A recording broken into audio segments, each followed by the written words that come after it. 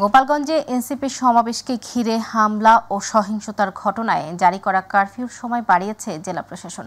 নতুন নির্দেশনা অনুযায়ী শনিবার সকাল ৬টা পর্যন্ত কারফিউ জারি থাকবে। এর আগে জেলায় বৃহস্পতিবার সন্ধ্যা ৬টা থেকে শুক্রবার সকাল ১১টা পর্যন্ত কারফিউ বহাল থাকে। সকাল ১১টা থেকে ৩ ঘন্টার বিরতির পর দুপুর ২টা থেকে আবার কারফিউ শুরু হয়।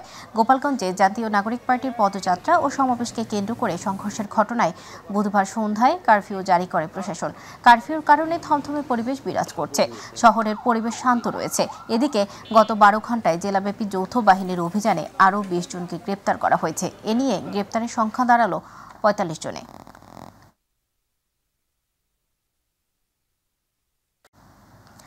জাতীয় নাগরিক পার্টি এনসিপির সমাবেশকে কেন্দ্র করে গোপালগঞ্জে পুলিশের উপর হামলা, গাড়ি ভাঙচুর ও আগুন দেওয়ার ঘটনায় নিষিদ্ধ ঘোষিত সংগঠন ছাত্রলীগের গোপালগঞ্জ জেলা শাখার সাধারণ সম্পাদক আতাউর রহমান পিয়াল সহ ৭৫ জনের নাম উল্লেখ ও ৪০০ জনকে অজ্ঞাত আসামি করে মামলা হয়েছে।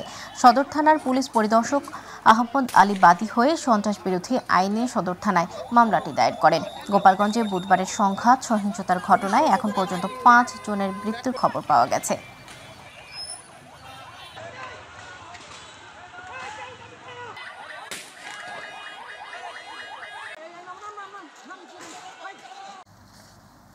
গোপালগঞ্জে যৌথ বাহিনীর বিশেষ অভিযানের অংশ হিসেবে নদীপথে টহল জোরদার করেছে কোস্টগার্ড ও নৌবাহিনী। কোস্টগার্ড মিডিয়া কর্মকর্তা লেফটেন্যান্ট কমান্ডার হারুন রশিদ এ তথ্য জানান। তিনি বলেন, সম্প্রতি গোপালগঞ্জে এনসিপি নেতৃবৃন্দের উপর সংঘটিত হামলার প্রেক্ষিতে আইনশৃঙ্খলা পরিস্থিতি স্বাভাবিক রাখতে যৌথ বাহিনীর অভিযান অব্যাহত রয়েছে। এই ধারাবাহিক অভিযানের অংশ হিসেবে দুষ্কৃতিকারীরা নদীপথ ব্যবহার করে যেন পালিয়ে যেতে না পারে সে লক্ষ্যকে সামনে রেখে গোপালগঞ্জ জেলার নদীপথে বিশেষ টহল পরিচালনা করছে কোস্টগার্ড ও নৌবাহিনী। নিরাপত্তা নিশ্চিত করতে যৌথ বাহিনীর সদস্যরা দিনরাত টহল চালিয়ে যাচ্ছে। সন্দেহভাজন নৌযান সমূহে তল্লাশি, যাত্রী পরিচয় যাচাই ও সন্দেহভাজন গতিবিধি পর্যবেক্ষণ করা হচ্ছে।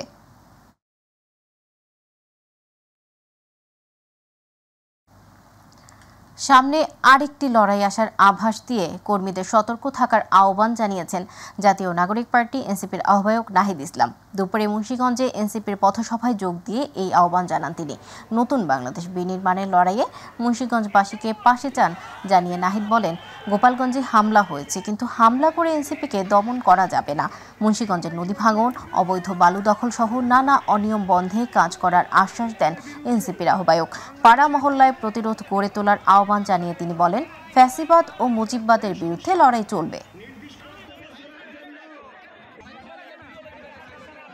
আমাদেরকে দমন করা যাবে না। প্রিয় মুন্সিগঞ্জবাসী, আপনাদেরকে এই নদী ভাঙন থেকে রক্ষা করব আমরা, নদী দুর্যোগ থেকে রক্ষা করব আমরা। এই মুন্সিগঞ্জের হাজারো মানুষ প্রবাসে থাকেন, আমরা সেই প্রবাসীদের ভোটাধিকারের পক্ষে কথা বলছি। অনেকে বলছে প্রবাসীদের কোনো অবদান নাই, তারা কেন ভোট দিবে? প্রিয় মুন্সিগঞ্জবাসী, আপনারা আপনাদের পরিবারের সদস্য যারা রয়েছে প্রবাসে, তাদেরকে সচেতন এবং সরব হতে বলুন। প্রবাসীরা বাংলাদেশের অংশ, আমরা তাদের ভোটাধিকার নিশ্চিত করব। জাতীয় নাগরিক পার্টি এনসিপির আহ্বায়ক নাহিদ ইসলাম বলেছেন, নারায়ণগঞ্জকে আর কোনো পরিবারের কাছে বর্গা দেয়া হবে না, কোনো গডফাদারের কাছেও দেয়া হবে না। নারায়ণগঞ্জে এনসিপির পদযাত্রায় অংশ নিয়ে তিনি এসব কথা বলেন। তিনি বলেন, 18 জুলাই বেসরকারি বিশ্ববিদ্যালয় প্রতিরোধ দিবস। যখন পাবলিক বিশ্ববিদ্যালয়গুলো বন্ধ করে দেওয়া হয়েছিল, তখন ছাত্র জনতা কমপ্লিট শাটডাউন কর্মসূচি ঘোষণা করেছিল। সেদিন বেসরকারি বিশ্ববিদ্যালয় সহ সারা দেশের ছাত্র সমাজ রাস্তায় নেমে এসেছিল। এদিন ফারহান ফাইয়াজের শহীদ দিবস। এদিন বহু মানুষ সন্ত্রাসী আওয়ামী লীগের বাহিনীর হাতে শহীদ হয়েছিল।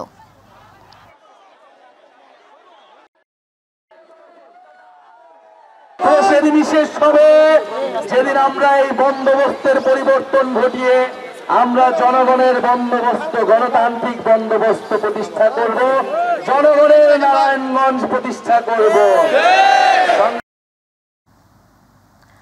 জুলাই আগস্ট গণ অভ্যুত্থানের স্মৃতি শুধু ইতিহাস নয়, তা হয়ে উঠেছে বাংলাদেশের জাতীয় চেতনার অবিচ্ছেদ্য অংশ। যতদিন বাংলাদেশ থাকবে ততদিন উচ্চারিত হবে জুলাই আন্দোলনে শহীদ, আহত ও সংগ্রামীদের নাম। এমনই মন্তব্য করেছেন যুব ও ক্রীড়া উপদেষ্টা এবং বৈষম্য বিরোধী আন্দোলনের অন্যতম নেতা আসিফ মাহমুদ।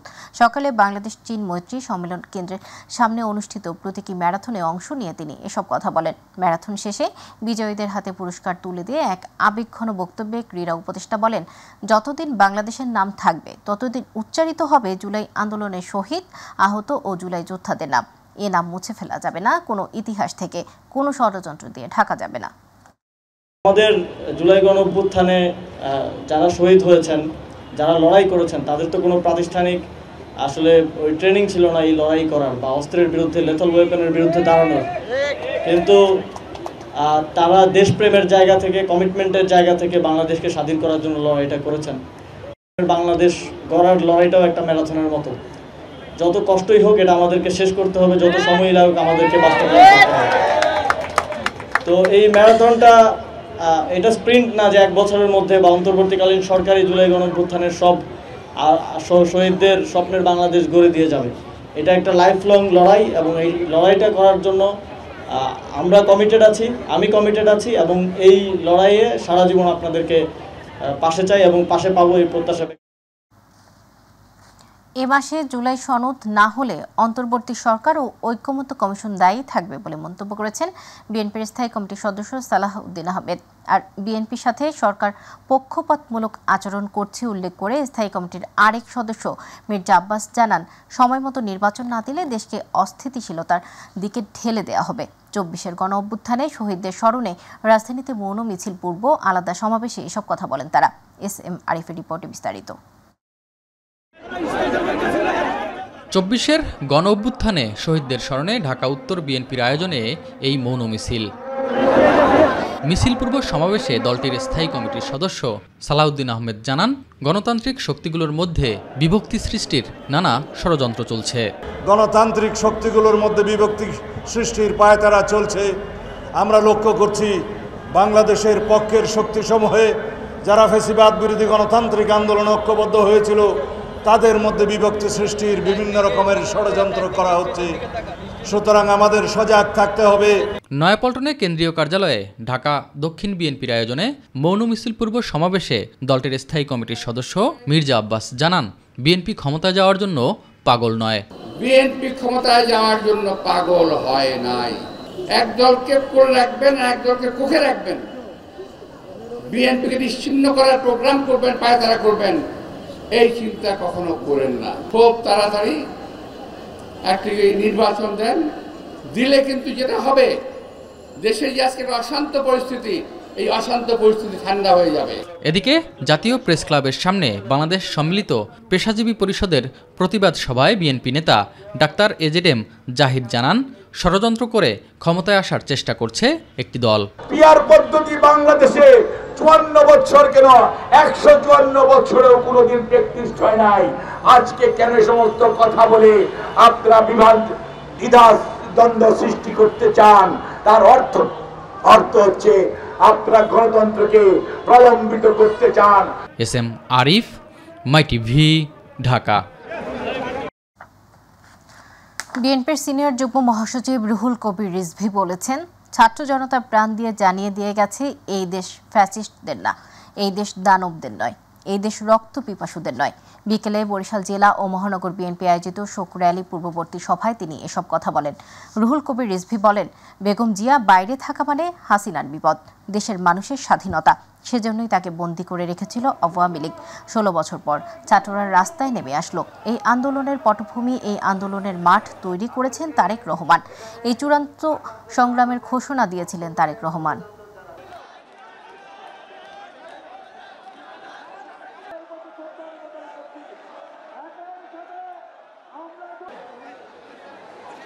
মানুষের কণ্ঠের স্বাধীনতা, মানুষের কথা বলার স্বাধীনতা, মানুষের চলাচলের স্বাধীনতা, মূলত পরিপূর্ণ গণতন্ত্রের জন্য তিনি লড়াই করেছেন।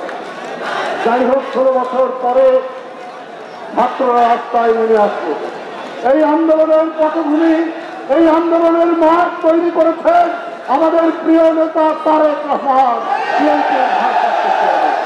তিনি বিএনপির সব নেতা কর্মীকে তিনি আহ্বান জানিয়েছেন, এই ছাত্রদের কোটা বিরোধী আন্দোলনে শরীক হন। এইটাই হবে আমাদের গণতন্ত্রের ফাইনাল সংগ্রামের ফাইনাল খেলা। পিআর পদ্ধতি, জুলাই গণহত্যার দৃশ্যমান বিচার ও লেভেল প্লেইং ফিল্ড নিশ্চিত সহ ৭ দফা দাবি জনগণের কাছে পৌঁছে দিতে জাতীয় সমাবেশ করছে জামায়াত ইসলামী। সমাবেশে সারা দেশ থেকে কয়েক লাখ নেতাকর্মী যোগ দেবেন। সোহরাওয়ার্দী উদ্যানে সমাবেশস্থল পরিদর্শনে শেষে এমনটাই জানিয়েছেন দলটির সেক্রেটারি জেনারেল অধ্যাপক মিয়া গোলাম পরোয়ার। এ সময় তিনি জাতীয় সমাবেশ সফল করার লক্ষ্যে রাজধানীবাসীর কাছে সহযোগিতা চান। ইলিয়াস মাতবারের রিপোর্ট। প্রায় ২ যুগ পর আগামীকাল সোহরাওয়ার্দী উদ্যানে জাতীয় সমাবেশ করতে যাচ্ছে বাংলাদেশ জামায়াত ইসলামী। বিকেলে সোহরাওয়ার্দী উদ্যানে সমাবেশ স্থল পরিদর্শন করেন জামায়াতের নেতারা। এ সময় জামায়াতের সেক্রেটারি জেনারেল অধ্যাপক মিয়া গোলাম পরোয়ার বলেন, দীর্ঘ সময় পর জামায়াতের এই আয়োজনে স্বতঃস্ফূর্তভাবে দেশের সব পর্যায়ের নেতাকর্মীরা অংশ নেবেন। চলো চলো ঢাকা চলো, এই সুর তুলে লক্ষ মানুষ ইনশাআল্লাহ আগামীকাল সকাল 10টার মধ্যেই রাজধানীর বিভিন্ন প্রবেশ পথ দিয়ে প্রবেশ করবে ইনশাআল্লাহ। জাতীয় সমাবেশের মাধ্যমে সরকার লেভেল প্লেইং ফিল্ড নিশ্চিত সহ ৭ দফা দাবি মেনে নেওয়ার ব্যাপারে আশাবাদী জামায়াতের সেক্রেটারি জেনারেল। ৭ দফা এবং আরও দফা জনগণের বাড়ছে। এই সমাবেশ যত এগিয়ে আসছে গণ দাবি তত বৃদ্ধি পাচ্ছে। সবই জাতীয় নেতৃবৃন্দ আগামীকাল এই সমাবেশ থেকে ইনশাআল্লাহ উচ্চকিত করবেন। আমরা রাজধানীবাসীর কাছেই সহযোগিতা চাই, দেশবাসীর কাছে দোয়া চাই। আপনারা মহান আল্লাহর কাছে হৃদয়ের সমস্ত আকুতি দিয়ে আপনারা একটু আল্লাহর কাছে দোয়া করবেন, আল্লাহ তাআলা যেন আমাদের এই দোয়া কবুল করেন। এদিকে সমাবেশকে কেন্দ্র করে ঢাকা মহানগরীর থানায় থানায় গণসংযোগ করেছে দলটির নেতাকর্মীরা। আমরা বিশ্বাস করি আগামীকালকে জাতীয় সমাবেশ সফল করার মধ্য দিয়ে নতুন বাংলাদেশের আরেকটি অধ্যায়ের সূচনা হবে ইনশাআল্লাহ। ইলিয়াস মাতবর, মাই টিভি, ঢাকা। দেশে জাতিসংঘ মানবাধিকার কার্যালয়ের একটি মিশন খোলার লক্ষ্যে 3 বছর মেয়াদী সমঝোতা স্মারক সই করেছে বাংলাদেশ ও এইচসিএইচআর। শুক্রবার বিকেলে বাংলাদেশ সরকারের পক্ষে পররাষ্ট্র সচিব আসাদ আলম সিয়াম এবং জাতিসংঘের মানবাধিকার বিষয়ক হাইকমিশনার ভলকার টার্ক সমঝোতা স্মারকে সই করেন। এর আগে ঢাকায় 3 বছরের জন্য জাতিসংঘের মানবাধিকার বিষয়ক হাইকমিশনারের কার্যালয়ের একটি মিশন স্থাপনের বিষয়ে চূড়ান্ত অনুমোদন দেয় উপদেষ্টা পরিষদ। প্রধান উপদেষ্টা অধ্যাপক মোহাম্মদ ইউনূসের সভাপতিত্বে বৃহস্পতিবার উপদেষ্টা পরিষদের 33তম বৈঠকে এ অনুমোদন দেয়া হয়।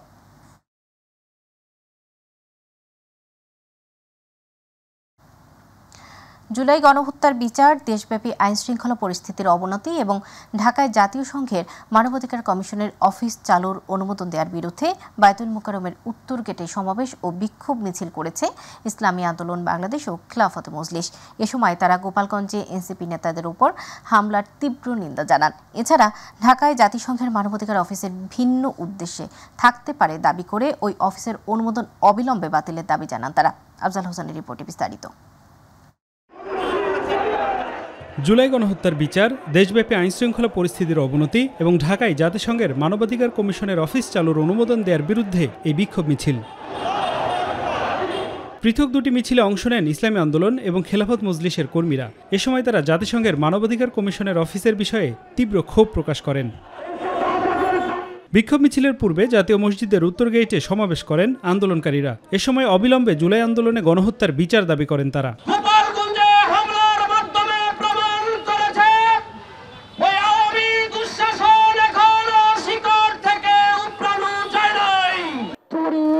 মস্তানি দখলদারি অবলীলায় চলতেছে। প্রশ্নের আগে যখন চিন্তা হচ্ছে, ধর্ষণ হচ্ছে, খুন হচ্ছে আর চাঁদাবাজি হচ্ছে, প্রশাসন দাঁড়িয়ে দাঁড়িয়ে দেখছে। প্রশাসন যদি এই খুনি স্বৈরাচার নিষিদ্ধ জঙ্গি সংগঠন আওয়ামী লীগকে নির্মূল করতে না পারে, তাহলে কিন্তু আবারও সেই দায়িত্ব আমরা হাতে তুলে নিব ইনশাআল্লাহ।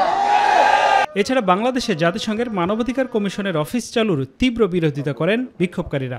এদেশের মানুষ কখনো দাবি করে নাই মানবাধিকার কমিশন গঠন করতে হবে, তাদের অফিস বাংলাদেশে হবে, কেউ দাবি করে না, মিছিল হয় নাই। হঠাৎ করে কেন তাদের এই অনুমোদনটা দেওয়া হলো? আর অনুমোদন দেওয়ার পরপরই দেখছেন আবার সেই জঙ্গি নাটক শুরু হয়ে গেছে। আপনাকে দেওয়া হয়েছে সংস্কার করার জন্য, জাতীয় করে ইস্যুতে আপনি নাক গলাতে পারবেন না। আপনি দেশে মানবাধিকার কমিশনের আপনি করিডোর দিলেন, আপনারা এখানে তাদের অফিস দিবেন, এটা সম্ভব না। ওই আমেরিকার মানবাধিকার আমরা চাই না। দাবি আদায় না হলে আরও বড় কর্মসূচির কথা জানিয়েছেন আন্দোলনকারীরা। আফজাল হোসেন, মাই টিভি, ঢাকা। এবার রক্তাক্ত জুলাই গণ অভ্যুত্থান।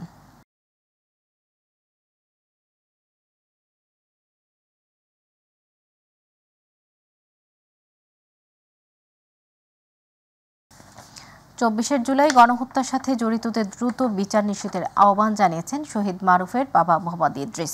শহীদ মারুফের শাহাদাত বার্ষিকী উপলক্ষে দোয়া অনুষ্ঠানের পূর্বে আলোচনায় তিনি এই আহ্বান জানান। ২৪ জুলাই ছাত্র জনতার সাথে বৈষম্য বিরোধী আন্দোলনের এক পর্যায়ে বাড্ডায় আইনশৃঙ্খলা বাহিনীর গুলিতে শহীদ হন বরিশাল জেলার মেহেন্দিগঞ্জ উপজেলার ভাষাঞ্চল বিদ্যানন্দপুর কলেজের একাদশ শ্রেণীর শিক্ষার্থী মারুফ। নিহত হবার ৩ দিন পর পূর্ব বাড্ডার গোরস্থানে তাকে সমাহিত করা হয়। মৃত্যুবার্ষিকী উপলক্ষে স্থানীয় একটি হলরুমে দোয়া অনুষ্ঠানে বাড্ডা থানার ভারপ্রাপ্ত কর্মকর্তা সহ এলাকার বিপুল সংখ্যক মানুষ অংশ নেয়।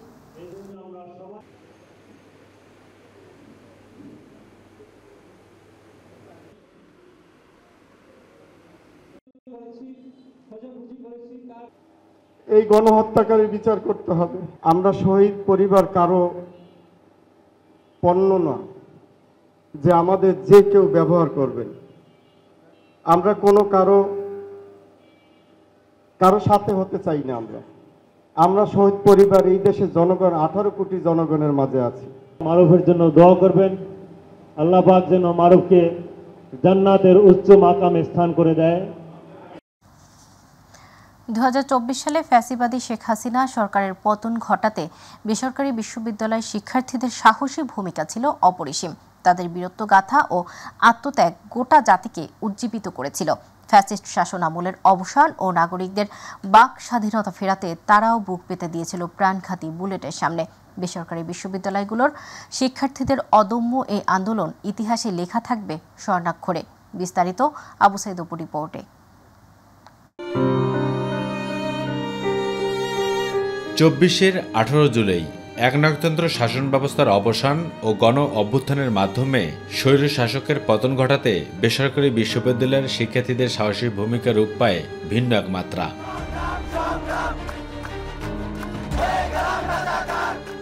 শেখ হাসিনার দীর্ঘ স্বৈরাচারী শাসনের পতন ঘটাতে দাবানলের মতো ছড়িয়ে পড়ে সারা দেশে। জীবন বাজি রেখে বেসরকারি বিশ্ববিদ্যালয়ের শিক্ষার্থীরা হয়ে ওঠে অগ্নিগিরির মতো। দীর্ঘ শোষণ, বঞ্চনা আর দাসত্বের হাত থেকে রেহাই পেতে প্রতিটি এলাকায় রাস্তায় নেমে পড়ে পাহাড়সম মনোবল নিয়ে বেসরকারি বিশ্ববিদ্যালয়ের শিক্ষার্থীরা। জীবন বাজি রেখে প্রাণঘাতী বুলেটের সামনে বুক পেতে দিতেও দ্বিধা ছিল না কারো। শুধু শেখতন্ত্রের পতন নয়, বরং একটি প্রজন্মের প্রতিবাদী কণ্ঠ ও আত্মমর্যাদার প্রতীক হিসেবেও রাজপথে বীরদর্পে নেমে পড়েছিল তারা।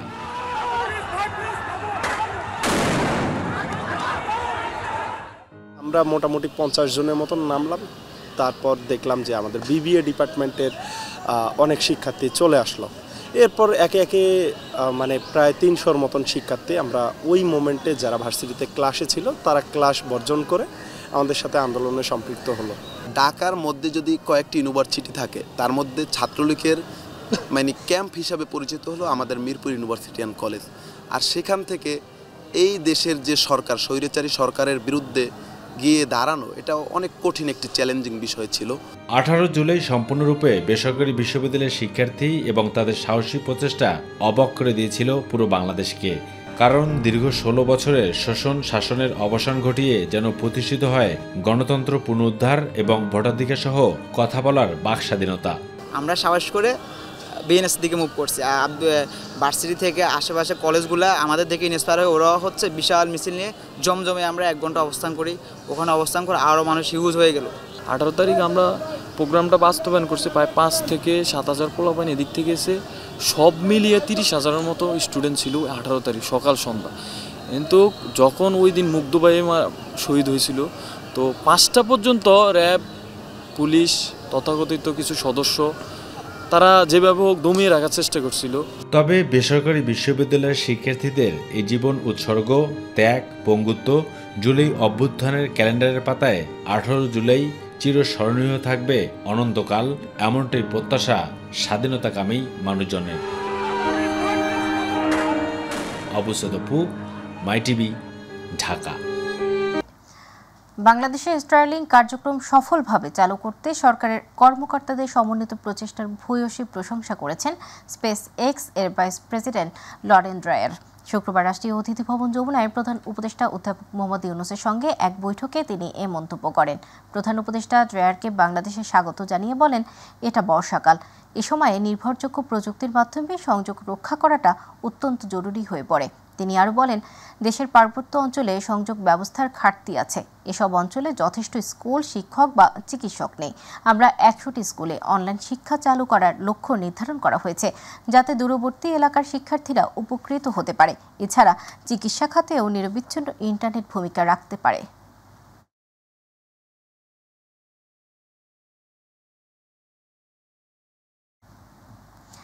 সরকারি তদারকি ও ব্যবস্থাপনায় রোজার মাস ও পরে কিছুদিন নিত্যপণ্যের বাজার স্থিতিশীল থাকলেও তা আবার লাগাম ছাড়া হয়ে যাচ্ছে বলে অভিযোগ করেছেন রাজধানীর ভোক্তারা। কিছুতেই অস্থিরতা কমছে না চালের বাজারে। 50 থেকে 80 টাকার মধ্যে বিক্রি হচ্ছে সব ধরনের সবজি। অন্যদিকে বেড়েছে সয়াবিন তেল ও মসুর ডালের দাম। এদিকে গরুর মাংস কেজিতে কমে 50 টাকা। ইলিয়াস মাতবারের রিপোর্টে বিস্তারিত। শুক্রবার সাপ্তাহিক ছুটির দিন। এদিন কর্মজীবী মানুষেরা তাদের পুরো সপ্তাহের বাজার করে থাকেন, তাই অন্য দিনের তুলনায় এই দিনে স্বাভাবিকভাবে বাজারে ভিড় কিছুটা বেশি দেখা যায়। রাজধানীর কারওয়ান বাজারে ঘুরে দেখা যায় সব ধরনের সবজি কেজিতে 10 থেকে 20 টাকা পর্যন্ত বেড়েছে। সবজির দাম কিছুদিন একই রকম আছে, একটু অল্প ওঠানামা করে, কিন্তু যেমন কাঁচামরিচ বা মাছ এইগুলো ধরা সর বাইরে। তার তরকারিটা মোটামুটি আছে, কিছু কিছু দাম মালের দাম কিছুটা বাড়ছে, যেমন মরিচ এখন তো বর্ষার সিজন। টানা বৃষ্টি ও বর্ষাকাল হওয়ার কারণে বাজারের সবজির দাম কিছুটা বাড়তি, এমনটি বলছেন বিক্রেতারা। কারণ নিচু এলাকার সবজিগুলো নষ্ট হয়ে গেছে, উঁচু এলাকার সবজি অল্প অল্প আসে দেখা এগুলো দাম বেশি। ক্রেতা আপনার সব সবজি গেছে সপ্তাহ থেকে এই সপ্তাহে 20 থেকে 30 টাকা বেশি। এদিকে অধিকাংশ মুদি পণ্যের দাম স্বাভাবিক অবস্থা থাকলেও বেড়েছে ডাল ও তেলের দাম। সয়াবিন তেলের দাম, মুসুর ডাল 1 কেজিতে বাড়ছে 10 থেকে 12 টাকা। 125 টাকা ছিল, সেটা এখন 138 টাকা হয়ে গেছে পাইকারি। এবং সয়াবিন তেলও 5 থেকে 6 টাকা লিটারে বাড়াই দিয়েছে। এখন চাঁদের মৌসুম হওয়ার পরও দিন দিন দাম বেড়ে চলছে অভিযোগ করে সরকারের সঠিক মনিটরিংয়ের আহ্বান বিক্রেতাদের। চালের বাজার তো বেশি, ঈদের আগে যা ছিল ঈদের পরের দিকে যে বাড়তে আসে, কমতির দিকে নাই। এখন তো সিজন, এখন তো বাড়ার কথা না। বাজারে ব্রয়লার মুরগি 150, সোনালী মুরগি কেজি 280 টাকা দরে বিক্রি হচ্ছে। অন্যদিকে খাসির মাংসের দাম আগের মতো থাকলেও গরুর মাংস কেজিতে 50 টাকা কমে বিক্রি হচ্ছে 750 টাকা। ইলিয়াস মাতবর, মাই টিভি, ঢাকা। ডেঙ্গুতে আক্রান্ত হয়ে গত 24 ঘন্টায় একজন প্রাণ হারিয়েছেন। এ সময় হাসপাতালে ভর্তি হয়েছেন 114 জন রোগী। শুক্রবার স্বাস্থ্য অধিদপ্তরের এক সংবাদ বিজ্ঞপ্তিতে এ তথ্য পাওয়া গেছে। এতে বলা হয়, গত 24 ঘন্টায় ডেঙ্গুতে আক্রান্ত হয়ে একজন মারা গেছেন। তিনি ঢাকা দক্ষিণ সিটি কর্পোরেশন এলাকার বাসিন্দা। চলতি বছর এ নিয়ে ডেঙ্গুতে 61 জন মারা গেছেন। বিজ্ঞপ্তিতে আরও বলা হয়, গত 24 ঘন্টায় ডেঙ্গু আক্রান্ত হয়ে হাসপাতালে ভর্তি রোগীর মধ্যে চট্টগ্রাম বিভাগে 43 জন, ঢাকা মহানগর 29 জন, ঢাকা বিভাগে 31 জন, বরিশাল বিভাগে 10 জন ও ময়মনসিংহ বিভাগে 1 জন রয়েছেন।